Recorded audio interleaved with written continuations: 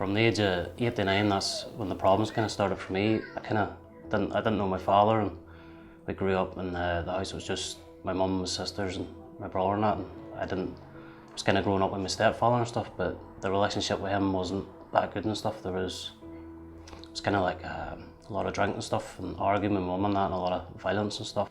That kind of led in then to my mum breaking up with him and the marriage breaking down. I went into my teens and stuff in through school. It was very manic and hectic, and a lot of prescription stuff and tablets, abusing them and stuff, and the prisons, arrests at courts, and kind of that kind of life I was leading. Like, tried to settle down, and I ended up getting convicted of a charge.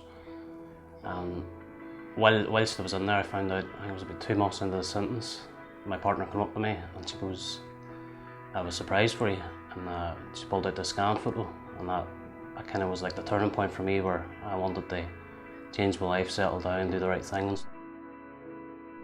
But a year and a half I was in there. When I came out, everything was fine, but I was still on bail for the other offence. But I always presumed, and the partner as well, that I wouldn't be getting convicted of it. So we settled down, we had the family, we done up the home, we got off everything, we got help, and I went in then to the court that time, ended up getting convicted. I think it was for about 2 years or so. A year into the sentence, things started falling apart, where she was ended up taking drink and drugs, and the relationship just completely shattered and stuff. I think I never seen the kids for about a year on from there, and that's the Waynes we took into care and stuff, and contact for me was pretty slim with the Waynes. And I remember this one time I was in there, I was in the cell, and I remember praying. The only thing I asked for was just to have some kind of contact with the kids when I got out, just to try and fix this mess. I remember going to the solicitors, and I pretty much asked, "What's my chances here of seeing the kids?" So any hope of it at all, and he says, "It's pretty slim, like, they none." There was no family contact at all. The Waynes ran, they started me off with contact for about an hour a month, and that went on for about 4 or 5 months.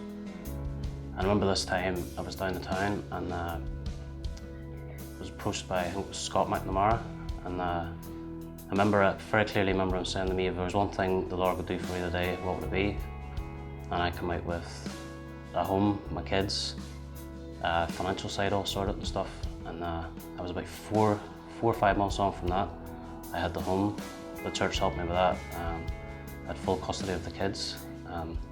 Financial side sorted all the problems, and the head of everything was settling down.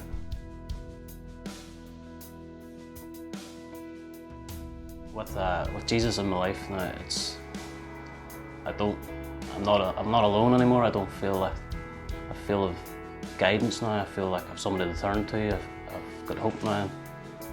By just even reading the Bible and stuff now, it brings a lot more clarity to me now. And when I need hope, it's there.